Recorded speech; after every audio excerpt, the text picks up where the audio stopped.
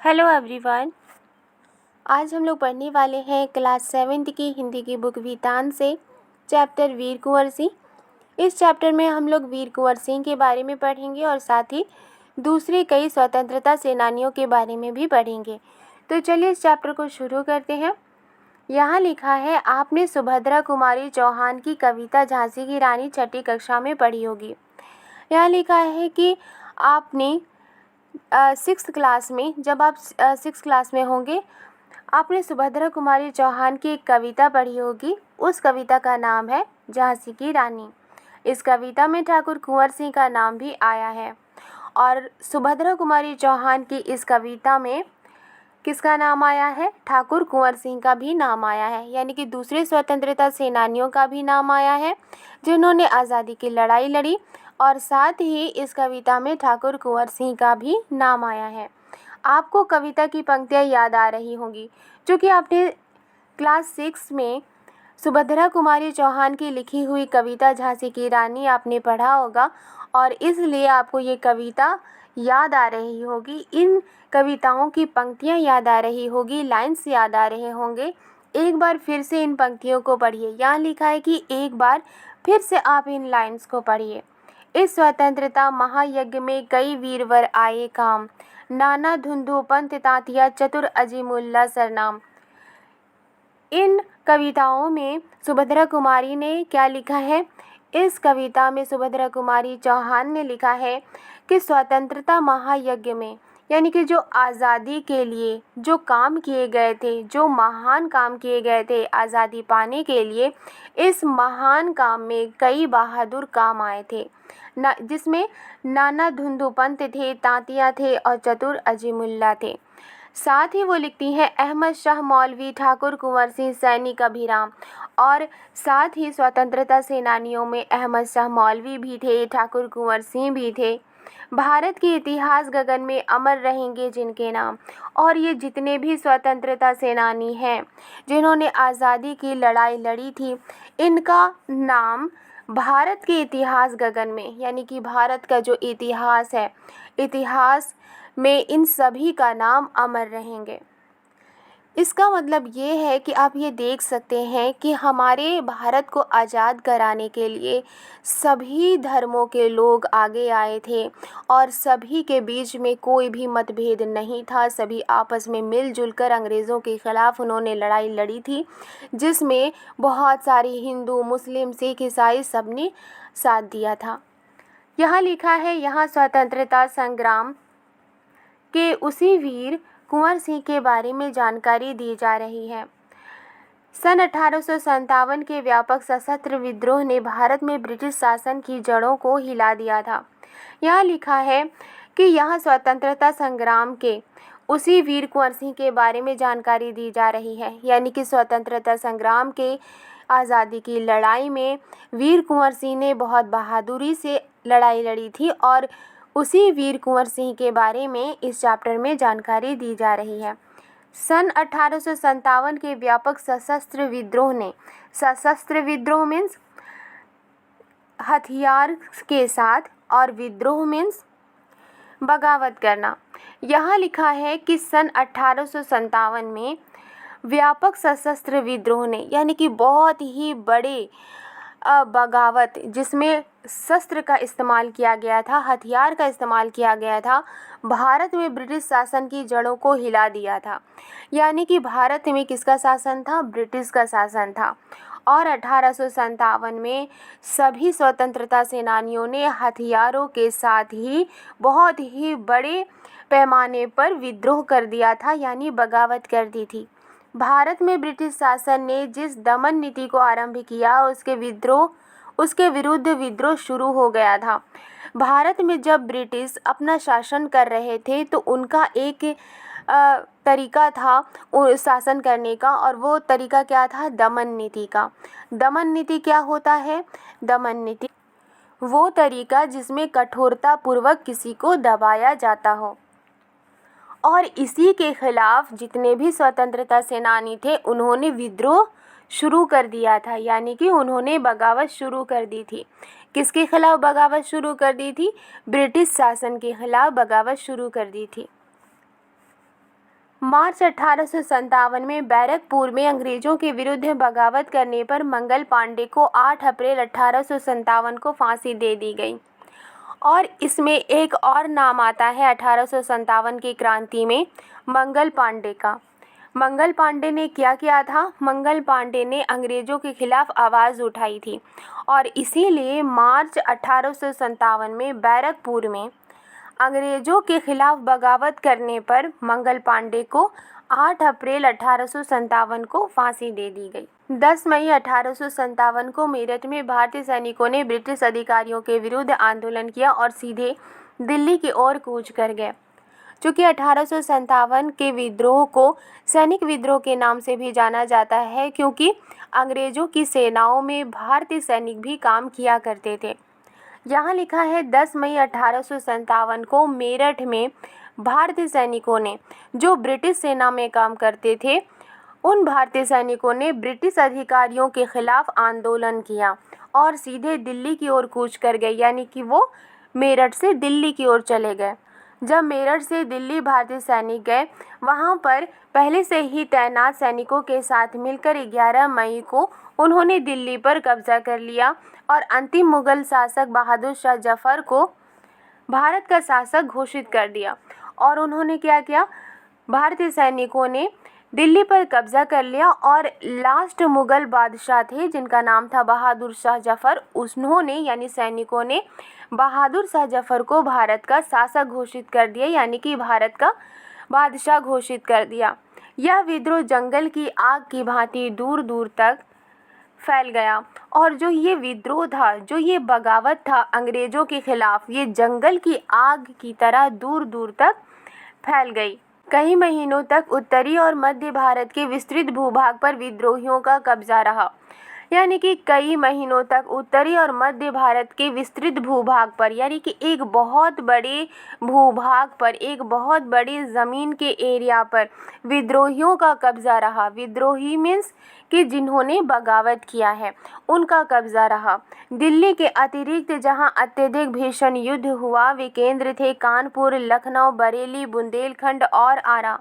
यहाँ लिखा है कि दिल्ली के अलावा जहाँ बहुत ही ज़्यादा भयंकर लड़ाई हुई थी, वो केंद्र कौन कौन से थे, कहाँ कहाँ पर सबसे ज़्यादा भयंकर लड़ाई हुई थी? कानपुर में, लखनऊ में, बरेली में, बुंदेलखंड में और आरा में। इसके साथ ही देश के अन्य कई भागों में भी स्थानीय विद्रोह हुए और इसके साथ साथ देश के कई दूसरे भागों में भी स्थानीय विद्रोह हुए, यानी कि लोकल बगावत हुए। विद्रोह के मुख्य नेताओं में नाना साहेब, तांतिया टोपे, बख्त खान, अजीमुल्ला खान, रानी लक्ष्मीबाई, बेगम हजरत महल, कुंवर सिंह, मौलवी अहमदुल्ला, बहादुर खान और राव तुलाराम थे। यहाँ लिखा है कि जो विद्रोह हुई थी, उस विद्रोह में कोई ना कोई नेता तो होंगे ही। हर एक विद्रोह में एक नेता का होना ज़रूरी था ताकि वो अपनी सेनाओं का रखरखाव कर सके, उसे लीड कर सके।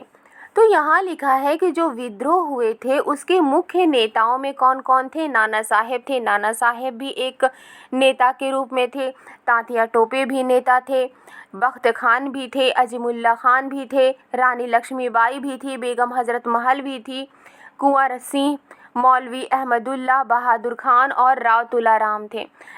ये सभी नेता अपनी सेनाओं के साथ मिलकर अंग्रेज़ों के खिलाफ लड़ाई लड़ रहे थे। 1857 का आंदोलन स्वतंत्रता प्राप्ति की दिशा में एक दृढ़ कदम था। जो 1857 का आंदोलन था वो आज़ादी पाने की दिशा में एक दृढ़ कदम था, यानी अडिग कदम था। यानी कि जो 1857 का आंदोलन था, ये आंदोलन एक शुरुआत थी जिससे कि दुनिया भर के लोगों में स्वतंत्रता पाने के लिए, आज़ादी पाने के लिए चाहत उमड़ पड़ी थी। आगे चलकर जिस राष्ट्रीय एकता और आंदोलन की नींव पड़ी, उसकी आधार भूमि को निर्मित करने का काम 1857 के आंदोलन ने किया। आगे चलकर राष्ट्रीय एकता यानी कि पूरे भारत के जो लोग हैं उनके बीच में जो एकता थी और आज़ादी पाने के लिए वो जो आंदोलन कर रहे थे, उसकी नींव किसके आधार पर पड़ी थी? 1857 के आंदोलन पर पड़ी थी। यानी कि 1857 के आंदोलन से ही देश में आज़ादी की लड़ाई लड़ना शुरू हो गई थी। भारत में सांप्रदायिक सद्भाव को बढ़ाने की दिशा में इस आंदोलन का विशेष महत्व है। भारत में सांप्रदायिक सद्भाव मीन्स अलग अलग धर्म भाषा के लोगों के बीच में सद्भाव का बढ़ना, यानी कि एक दूसरे के लिए मोहब्बत रखना और एक दूसरे के लिए इज्जत रखना, एक दूसरे को समान समझना, एक दूसरे को ऊंचा नीचा की नज़र से नहीं देखना, एक दूसरे में भेदभाव ना करना। यही क्या है? यही सांप्रदायिक सद्भाव है। इसीलिए यहाँ लिखा है, भारत में सांप्रदायिक सद्भाव को बढ़ाने की दिशा में 1857 के आंदोलन का विशेष महत्व है। यानी कि सभी धर्म के लोगों ने आपस में मिलकर अंग्रेजों के खिलाफ लड़ाई लड़ी थी। 1857 के आंदोलन में वीर कुंवर सिंह का नाम कई दृष्टियों से उल्लेखनीय है। 1857 का जब आंदोलन हो रहा था, वीर कुंवर सिंह ने बहुत बढ़ चढ़कर हिस्सा लिया था और इस दृष्टि से उनका नाम उल्लेखनीय है। कुंवर सिंह जैसे वयोवृद्ध व्यक्ति ने ब्रिटिश शासन के खिलाफ बहादुरी के साथ युद्ध किया। 1857 के आंदोलन में कुंवर सिंह ने हिस्सा लिया था और चूंकि वो बहुत ही ज़्यादा वृद्ध थे, यानी कि वो बूढ़े हो गए थे, लेकिन फिर भी उन्होंने ब्रिटिश शासन के खिलाफ बहादुरी के साथ युद्ध किया था। वीर कुंवर सिंह के बचपन के बारे में बहुत अधिक जानकारी नहीं मिलती। कहा जाता है कि कुंवर सिंह का जन्म बिहार में शाहाबाद जिले के जगदीशपुर में सन 1782 ईस्वी में हुआ था। वीर कुंवर सिंह के बचपन के बारे में ज़्यादा जानकारी नहीं है, लेकिन ये कहा जाता है कि कुंवर सिंह का जन्म कहाँ हुआ था? बिहार में शाहाबाद जिले के जगदीशपुर में हुआ था और 1782 ईस्वी में उनका जन्म हुआ था। उनके पिता का नाम साहबजादा सिंह और माता का नाम पंचरतन कुंवर था। वीर कुंवर सिंह के पिता का क्या नाम था? उनके पिता का नाम था साहबजादा सिंह और उनकी माता का नाम था पंचरतन कुंवर। उनके पिता साहबजादा सिंह जगदीशपुर रियासत के ज़मींदार थे, परंतु उनको अपनी ज़मींदारी हासिल करने में बहुत संघर्ष करना पड़ा। वीर कुंवर सिंह के जो पिता थे, जिनका नाम साहबजादा सिंह था, वो जगदीशपुर रियासत किसे कहा जाता है? रियासत राज्य को कहा जाता है। वीर कुंवर सिंह के पिता साहबजादा सिंह जगदीशपुर राज्य के ज़मींदार थे, यानी कि उनके पास बहुत ही ज़्यादा ज़मीन थी, लेकिन उनको अपनी ज़मींदारी हासिल करने में बहुत ही संघर्ष करना पड़ा, यानी कि लड़ाई लड़नी पड़ी। पारिवारिक उलझनों के कारण कुंवर सिंह के पिता बचपन में उनकी ठीक से देखभाल नहीं कर सके, क्योंकि परिवार के बीच में लड़ाई झगड़े हो रहे थे, परिवार के बीच में उलझनें थीं, इसलिए कुंवर सिंह के पिता बचपन में कुंवर सिंह की ठीक से देखभाल नहीं कर सके। जगदीशपुर लौटने के बाद ही वे कुंवर सिंह की पढ़ाई लिखाई की ठीक से व्यवस्था कर पाए। जब वीर कुंवर सिंह के पिता जगदीशपुर से लौटते हैं, तभी वे कुंवर सिंह की पढ़ाई लिखाई की ठीक से व्यवस्था कर पाई, यानी कि उन्होंने वीर कुंवर सिंह को पढ़ाया लिखाया। कुंवर सिंह के पिता वीर होने के साथ साथ स्वाभिमानी एवं उदार स्वभाव के व्यक्ति थे। स्वाभिमानी भी थे, यानी कि उन्हें अपनी प्रतिष्ठा और गौरव पर अभिमान था और साथ ही साथ वो उदार स्वभाव के व्यक्ति थे, बहुत ही रहमदिल थे। उनके व्यक्तित्व का प्रभाव कुंवर सिंह पर भी पड़ा और जिस तरह से कुंवर सिंह के पिता थे, वैसा ही व्यक्तित्व कुंवर सिंह पर भी पड़ा। कुंवर सिंह की शिक्षा दीक्षा की व्यवस्था उनके पिता ने घर पर ही की। कुंवर सिंह की शिक्षा दीक्षा यानी कि जो कुंवर सिंह की पढ़ाई लिखाई थी, उसकी व्यवस्था उनके पिता ने घर पर ही की। वहीं उन्होंने हिंदी, संस्कृत और फारसी सीखी, यानी कि कुंवर सिंह ने घर पर ही रहकर हिंदी, संस्कृत और फारसी सीखी, परंतु पढ़ने लिखने से अधिक उनका मन घुड़सवारी, तलवारबाजी और कुश्ती लड़ने में लगता था। लेकिन पढ़ने लिखने से ज़्यादा कुंवर सिंह का मन घुड़सवारी करने में लगता था, तलवारबाजी करने में लगता था और कुश्ती लड़ने में लगता था। बाबू कुंवर सिंह ने अपने पिता की मृत्यु के बाद सन 1827 में अपनी रियासत की जिम्मेदारी संभाली। जब बाबू कुंवर सिंह के पिता की मृत्यु हो जाती है, तब सन 1827 में कुंवर सिंह ने अपनी रियासत की यानी कि अपने राज्य की जिम्मेदारी संभाली। उन दिनों ब्रिटिश हुकूमत का अत्याचार चरम सीमा पर था, क्योंकि उस वक्त भारत में ब्रिटिश शासन की हुकूमत थी और उन्हीं दिनों ब्रिटिश शासन का अत्याचार चरम सीमा पर था। ब्रिटिश हुकूमत का अत्याचार चरम सीमा पर था।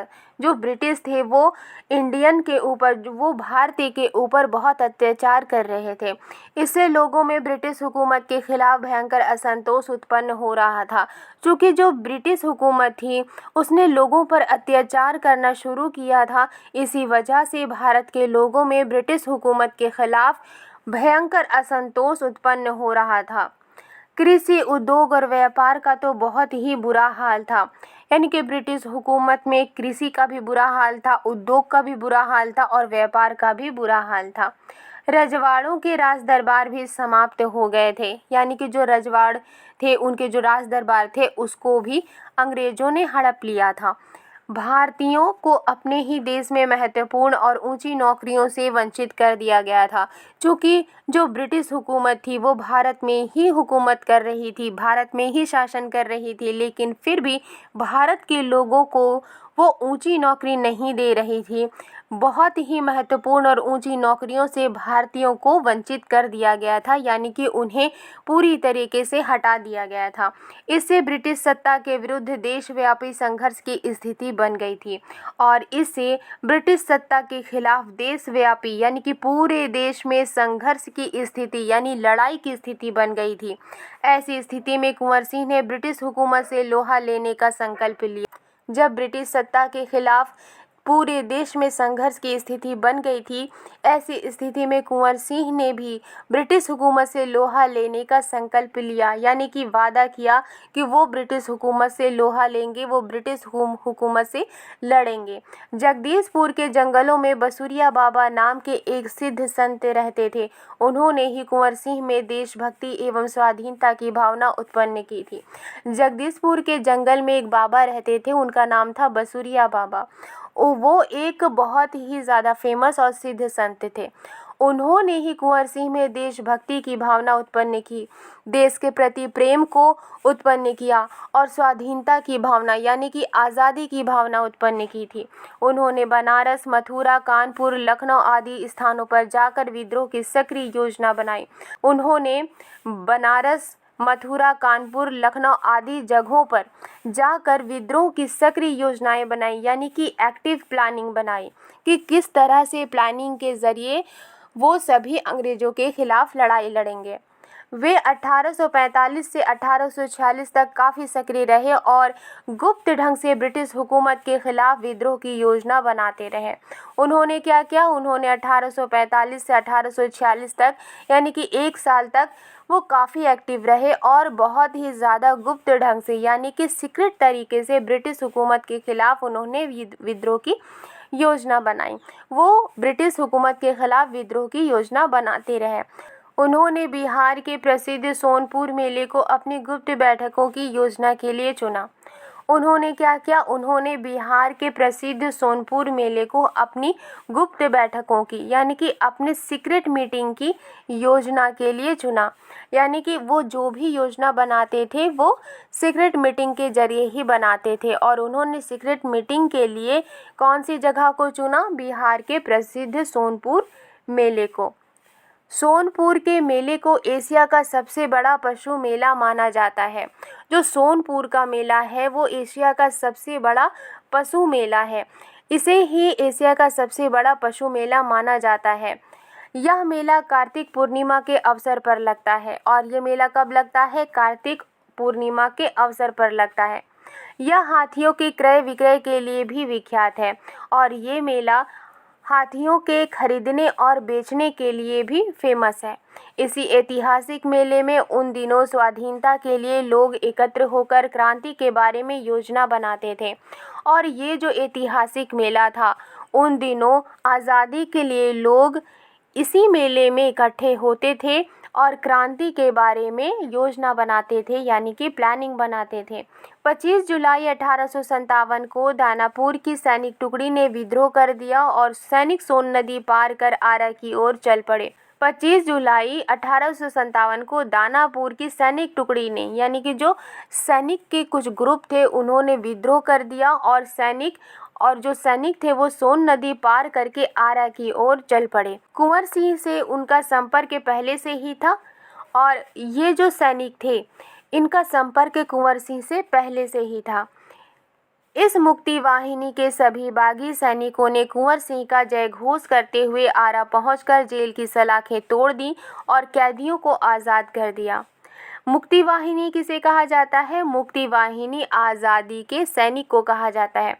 यहाँ लिखा है ये जो सैनिक थे, ये जो मुक्ति वाहिनी थे, इस मुक्ति वाहिनी के जितने भी सभी बागी सैनिक थे। यहाँ बागी सैनिक किसे कहा गया है? ऐसे सैनिक जो ब्रिटिश सेना में काम तो करते थे लेकिन फिर वहाँ पर उन्होंने सेना को छोड़ दिया और वो बागी हो गए, यानी कि वो अंग्रेज़ों के खिलाफ हो गए। ऐसे सैनिकों को बागी सैनिक कहा गया है। ये सभी सैनिक कुंवर सिंह का जयघोष करते हुए, यानी कि उनका जय जयकार करते हुए आरा पहुंच गए और आरा पहुंचकर जेल की सलाखें तोड़ दी और कैदियों को आज़ाद कर दिया और जेल के अंदर जितने भी सैनिक थे उन्हें आज़ाद कर दिया। 27 जुलाई 1857 को कुंवर सिंह ने आरा पर विजय प्राप्त की। सैनिकों की मदद से 27 जुलाई 1857 को कुंवर सिंह ने आरा पर विजय प्राप्त की। सिपाहियों ने उन्हें फौजी सलामी दी और जब कुंवर सिंह ने विजय प्राप्त की तब सिपाहियों ने उन्हें फौजी सलामी दी। फौजी सलामी मीन्स जो सेना सलामी देती है उसे ही फौजी सलामी कहा जाता है। यद्यपि कुंवर सिंह बूढ़े हो चले थे परंतु वह बूढ़ा शूरवीर इस अवस्था में भी युद्ध के लिए तत्पर हो गया और आरा क्रांति का महत्वपूर्ण केंद्र बन गया। हालांकि कुंवर सिंह बूढ़े हो गए थे लेकिन वह बूढ़ा शूरवीर यानी कि वो बूढ़ा बहादुर इस अवस्था में भी, यानी कि इस बुढ़ापे में भी युद्ध के लिए तत्पर हो गया, यानी कि रेडी हो गया और आरा क्रांति का महत्वपूर्ण केंद्र बन गया। क्योंकि आरा पर किसका कब्जा था? वीर कुंवर सिंह का कब्जा था, इसलिए आरा क्रांति का महत्वपूर्ण केंद्र बन गया। दानापुर और आरा की इस लड़ाई की ज्वाला बिहार में सर्वत्र व्याप्त हो गई। चूँकि दानापुर में भी आज़ादी की लड़ाई लड़ी जा रही थी, आरा में भी आज़ादी की लड़ाई लड़ी जा रही थी, इसलिए दानापुर और आरा की इस लड़ाई की ज्वाला, यानी कि ये जो लड़ाई थी, ये स्वतंत्रता के लिए जो लड़ाई थी, इसकी ज्वाला बिहार में, यानी कि इसकी आग बिहार में चारों तरफ फैल गई थी। लेकिन देसी सैनिकों में अनुशासन की कमी, स्थानीय जमींदारों का अंग्रेजों के साथ सहयोग करना एवं आधुनिकतम शस्त्रों की कमी के कारण जगदीशपुर का पतन रोका ना जा सका। लेकिन देसी सैनिक में अनुशासन नहीं थे, उनमें मैनर्स नहीं था, डिसिप्लिन नहीं था, उसमें कमी थी और जो स्थानीय ज़मींदार थे, जो लोकल ज़मींदार थे, वो अंग्रेज़ों के साथ थे और साथ ही सैनिकों के पास आधुनिकतम शस्त्र की कमी थी, यानी कि जो नए नए शस्त्र थे जैसे कि बंदूक है और बारूद है, इन शस्त्रों की कमी की वजह से जगदीशपुर का पतन रोका ना जा सका, यानी कि जगदीशपुर का खात्मा रोका ना जा सका। 13 अगस्त को जगदीशपुर में कुंवर सिंह की सेना अंग्रेजों से परास्त हो गई। 13 अगस्त को जगदीशपुर में कुंवर सिंह की सेना अंग्रेजों से हार गई, किंतु इससे वीरवर कुंवर सिंह का आत्मबल टूटा नहीं और वे भावी संग्राम की योजना बनाने में तत्पर हो गए। लेकिन इस हार से बहादुर कुंवर सिंह का आत्मबल नहीं टूटा, उनका भरोसा नहीं टूटा, उनकी हिम्मत नहीं टूटी और वे भावी संग्राम की योजना बनाने में, यानी कि अब वो बड़े पैमाने पर संग्राम की योजना बनाने में, लड़ाई की योजना बनाने में रेडी हो गए। वे क्रांति के अन्य संचालक नेताओं से मिलकर इस आज़ादी की लड़ाई को आगे बढ़ाना चाहते थे और इस क्रांति के अन्य संचालक, यानी कि ऐसे नेता जो सैनिकों का संचालक कर रहे थे, जो लोगों को अपने साथ मिलाकर ब्रिटिश हुकूमत के खिलाफ लड़ाई लड़ रहे थे, ऐसे नेताओं से मिलकर इस आज़ादी की लड़ाई को वीर कुंवर सिंह आगे बढ़ाना चाहते थे। कुंवर सिंह सासाराम से मिर्ज़ापुर होते हुए रीवा, कालपी, कानपुर एवं लखनऊ तक गए। कुंवर सिंह सासाराम से मिर्ज़ापुर गए और वहां से रीवा, कालपी, कानपुर और लखनऊ तक गए और सभी जगह पर उन्होंने विद्रोह के लिए, बगावत के लिए, अंग्रेजों के खिलाफ लड़ाई लड़ने के लिए उन्होंने सबको अपने साथ मिलाना चाहा और आज़ादी की लड़ाई के लिए उन्होंने सभी को अपने साथ मिलाया। लखनऊ में शांति नहीं थी, इसलिए बाबू कुंवर सिंह ने आजमगढ़ की ओर प्रस्थान किया। लखनऊ में शांति नहीं थी, वहाँ अशांति थी, इसलिए बाबू कुंवर सिंह ने आजमगढ़ की ओर प्रस्थान किया, यानी कि वो आजमगढ़ चले गए। उन्होंने आज़ादी की इस आग को बराबर जलाए रखा और वीर कुंवर सिंह ने आज़ादी की इस आग को हमेशा जलाए रखा, उसे बुझने नहीं दिया, क्योंकि वो जानते थे कि अगर ये आज़ादी की आग जलती रहेगी तभी अंग्रेज़ों से हमें छुटकारा मिलेगा। उनकी वीरता की कीर्ति पूरे उत्तर भारत में फैल गई। उनकी बहादुरी की जो कीर्ति थी वो पूरे उत्तर भारत में फैल गई। कुंवर सिंह की इस विजय यात्रा से अंग्रेजों के होश उड़ गए और जब अंग्रेजों ने देखा कि कुंवर सिंह इस तरह से यात्रा कर रहे हैं, लोगों को अपने साथ मिला रहे हैं और अंग्रेजी हुकूमत के खिलाफ कर रहे हैं, कुंवर सिंह की इस विजय यात्रा से अंग्रेजों के होश उड़ गए। कुंवर सिंह ने बहुत सारी यात्राएं की थी और इसी विजय यात्रा से अंग्रेजों के होश उड़ गए। कई स्थानों के सैनिक और राजा कुंवर सिंह की अधीनता में लड़े, यानी कि बहुत सारे सैनिक राजा कुंवर सिंह के साथ हो गए और अंग्रेजों के खिलाफ उन्होंने लड़ाई लड़ी। उनकी यह आज़ादी की यात्रा आगे बढ़ती रही, लोग शामिल होते गए और उनकी अगुवाई में लड़ते रहे। जो कि वीर कुंवर सिंह ने बहुत यात्राएं की थी, उनकी यह आज़ादी की यात्रा आगे बढ़ती रही। वो हर जगह यात्रा करते रहे, लोगों को अपने साथ शामिल करते गए और उनकी अगुवाई में लड़ते रहे। इस प्रकार ग्वालियर जबलपुर के सैनिकों के सहयोग से सफल सैन्य रणनीति का प्रदर्शन करते हुए वे लखनऊ पहुंचे। इस तरह से ग्वालियर जबलपुर के सैनिकों के साथ से सक्सेसफुल सैन्य रणनीति, यानी कि जो सेना बनाने की उनकी रणनीति थी, उसका प्रदर्शन करते हुए वे लखनऊ पहुंचे।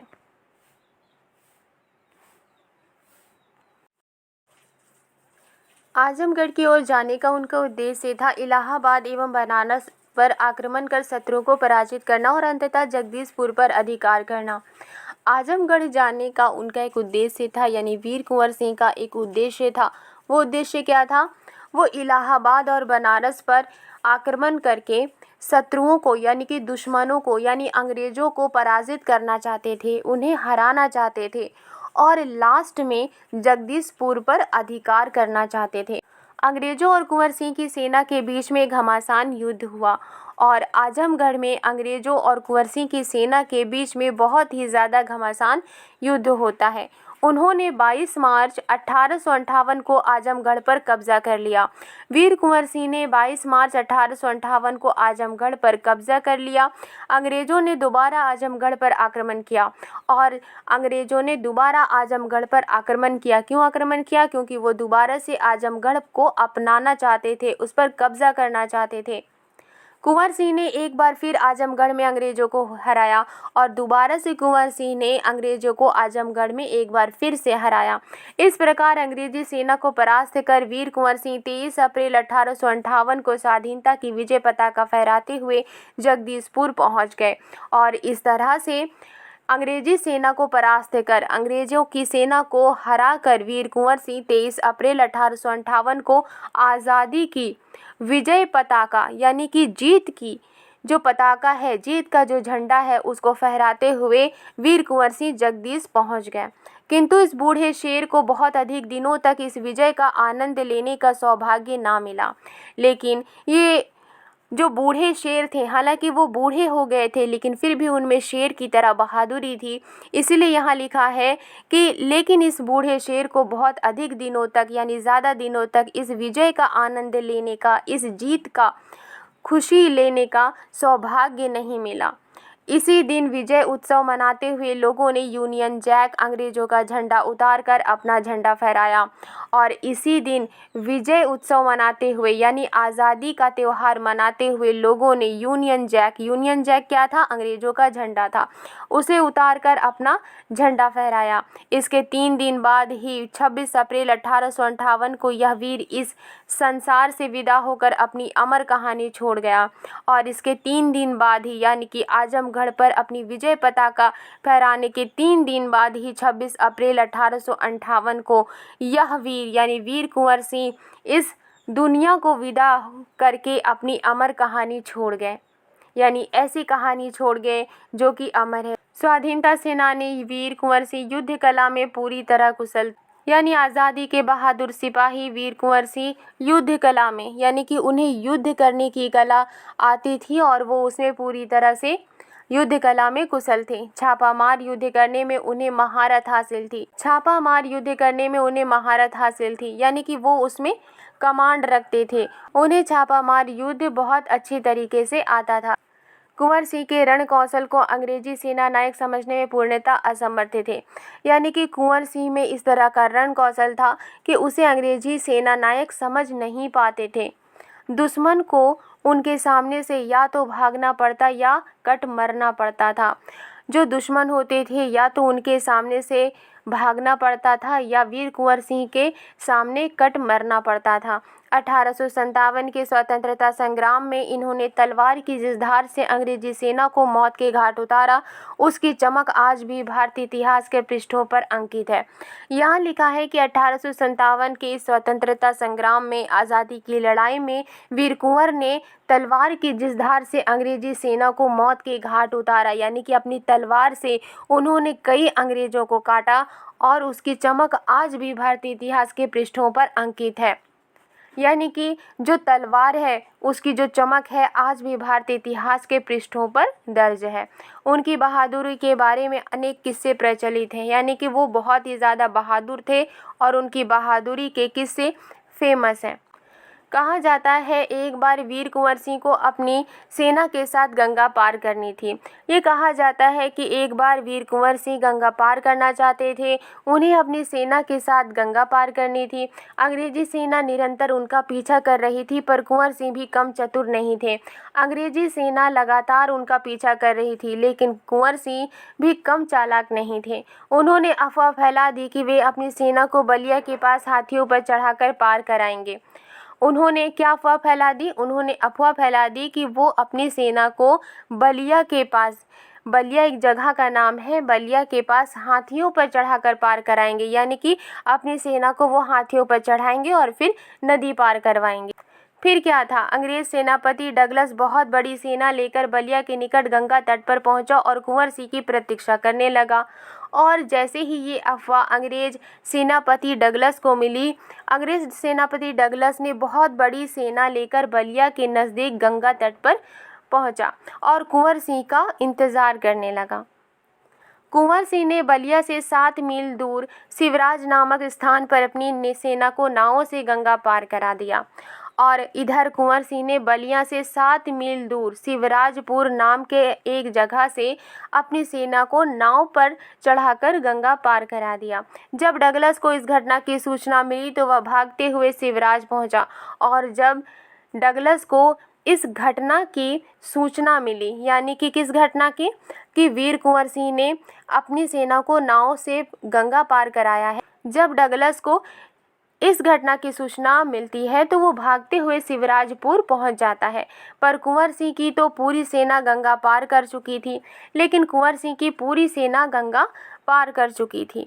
एक अंतिम नाव रह गई थी और कुंवर सिंह उसी पर सवार थे, लेकिन एक लास्ट नाव रह गई थी और कुंवर सिंह उसी नाव पर सवार थे। अंग्रेज सेनापति डगलस को अच्छा मौका मिल गया।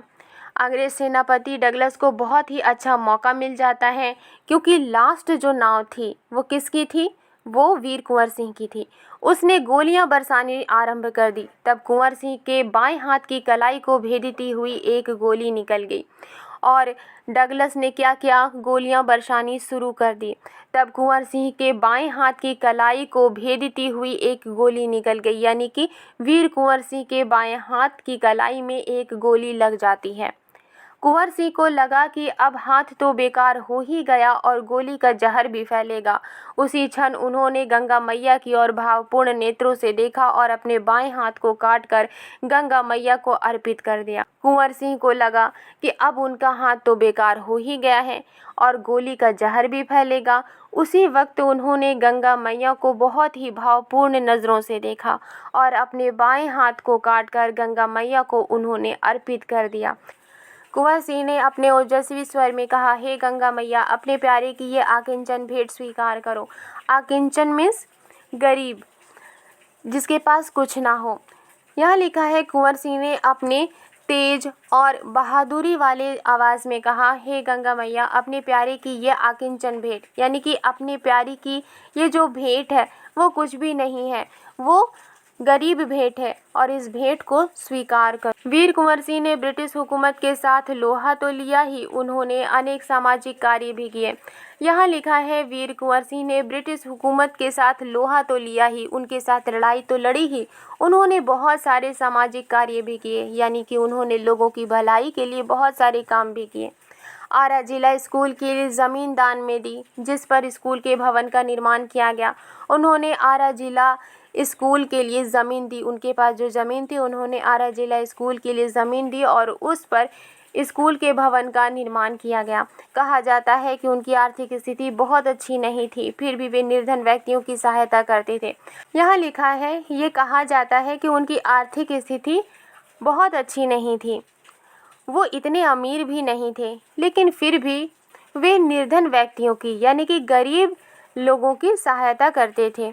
उन्होंने अपने इलाके में अनेक सुविधाएं प्रदान की थी, यानी कि उन्होंने अपने इलाके में, वो जहाँ रहते थे, उन्होंने वहाँ पर बहुत सारी सुविधाएं प्रदान की थी। उन्होंने लोगों को बहुत सारी सुविधाएं दी थी।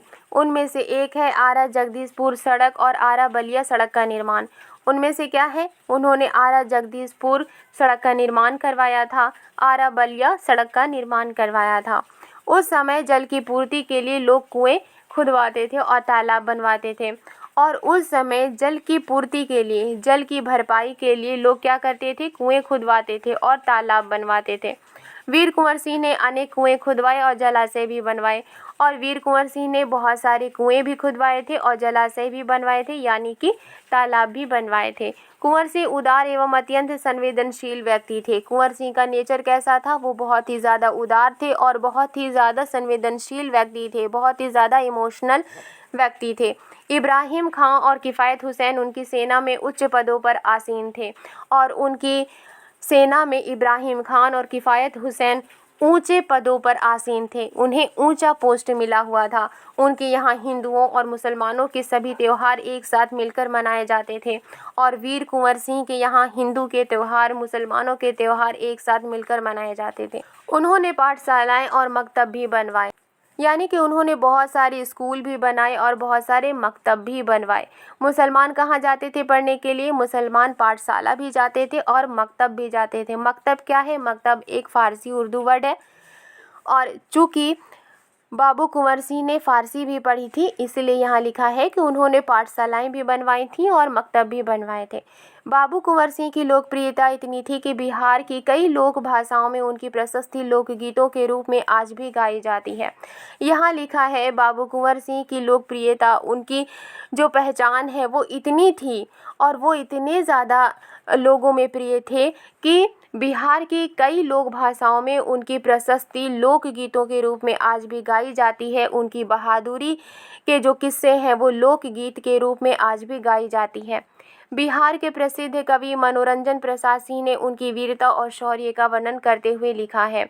बिहार के एक प्रसिद्ध कवि हैं मनोरंजन प्रसाद सिंह, उन्होंने उनकी बहादुरी और शौर्य का वर्णन करते हुए लिखा है। चला गया यूं कुंवर अमरपुर, साहस से सब अरिदल जीत, उसका चित्र देखकर अब भी दुश्मन होते हैं भयभीत। यहाँ लिखा है कि जो कुंवर है वो अमरपुर चले गए हैं, यानी कि वो अब इस दुनिया से चले गए हैं, लेकिन अपने साहस से उन्होंने सबका दिल जीत लिया है, और उसका चित्र देखकर आज भी दुश्मन डर जाते हैं।